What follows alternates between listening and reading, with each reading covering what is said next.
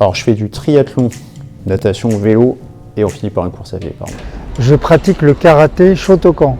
3 séances de musculation par semaine, classique en salle et autrement course à pied 5 fois par semaine, le matin avant d'aller au travail. Je vais à la salle de sport, j'ai fait de la danse pendant très longtemps et beaucoup de corde à sauter et de cardio.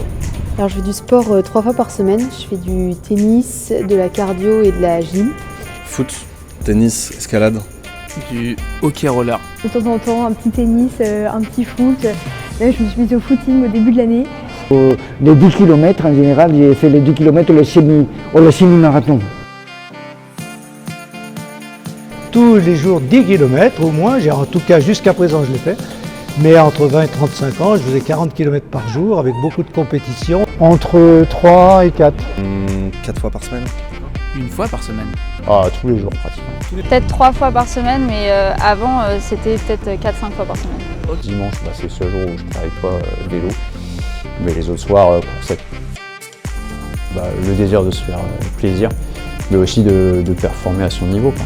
C'est toujours sympa d'améliorer ses chronos. Et j'aime beaucoup parce que ça m'apporte le sens de l'effort et je vois que ça m'aide dans mon quotidien à la fois prendre du recul, souffler et entraîner ce goût de l'effort. Fut un temps, c'était un peu pour mon physique et pour garder la ligne et l'aspect psychologique.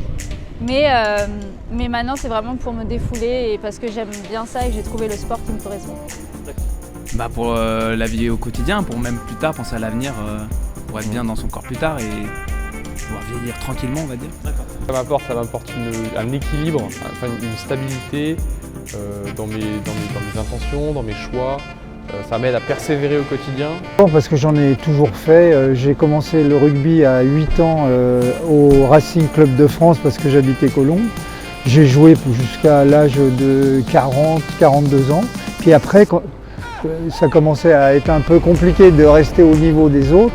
Donc je suis passé au tennis. Je me suis ennuyé parce que je trouvais qu'on ne faisait aucun effort. Peut-être parce que je jouais mal, mais du coup c'est là que je me suis mis au karaté. Et là j'ai trouvé que c'était très physique. Et ça m'apporte surtout une élévation intérieure. Moi je pense que le sport c'est avant tout des valeurs, le courage, la volonté, c'est l'endurance, c'est la confiance en soi. C'est aussi l'humilité parce qu'on voit qu'on a des limites, on a beaucoup d'échecs, mais c'est surtout le souffle, le dynamisme, et donc ça apporte tout ça. Parce que c'était trop bien de faire du sport. Et les potes, le groupe, le collectif et la compète. Je faisais pas mal de compètes, tennis beaucoup. Et donc c'est nécessaire à la fois donc, dans ma vie quotidienne et dans ma vie spirituelle pour rester en prière en journée. Voilà. Après, est-ce que c'est parce que les hormones aussi qu'on génère à ce moment-là font qu'on surfe sur ces hormones toute la journée? Peut-être, mais en tout cas, ça m'aide au quotidien. Ouais. Progressivement, je pense qu'on gagne une certaine confiance en soi, ça aide. Ça cultive ma volonté, ça m'apprend à me dépasser et surtout ça m'apprend à en faire régulièrement. Un peu des deux, mais je fais du sport et je prends soin de mon corps aussi pour l'aspect se sentir bien dans sa vie.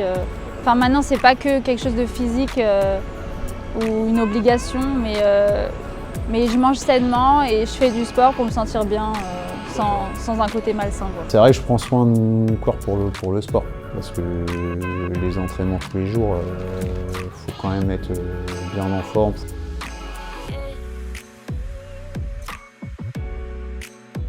C'est juste le dépassement de soi et c'est vraiment un rapport à soi en fait. Comme j'ai dit, c'est avoir confiance en soi, en ses capacités, se dépasser. Et puis c'est une mentalité qu'on a avec le sport, qu'on développe avec le sport et puis qu'on peut appliquer à tout. Par exemple en période de partiel ou quand on a des projets ou quand une quelconque difficulté autre dans la vie. Ce truc-là de se dépasser, très cliché à la salle de sport, s'applique pour tout le reste. Le coup de pied aux fesses, c'est que quand on a atteint un certain rythme, si on ne s'entraîne pas régulièrement, on perd rapidement, quoi. Donc après, c'est un peu dommage de devoir recommencer entre guillemets à zéro, quoi. Franchement, par exemple, des fois on est malade, on ne peut pas en faire pendant quelques jours. Après, ça fait une reprise et des fois c'est un peu difficile et c'est pas très agréable. Donc c'est ça en fait, ce sport, surtout ce sport, la 3 disciplines, il faut maintenir un rythme vraiment fréquent, quoi.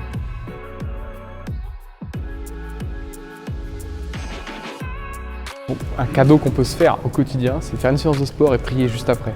Ouais, c'est vrai que des fois, quand on est sur la course, des fois on n'est pas très bien et ça peut rapprocher un peu de Dieu même, mais aussi une grosse pensée pour ses proches, quoi.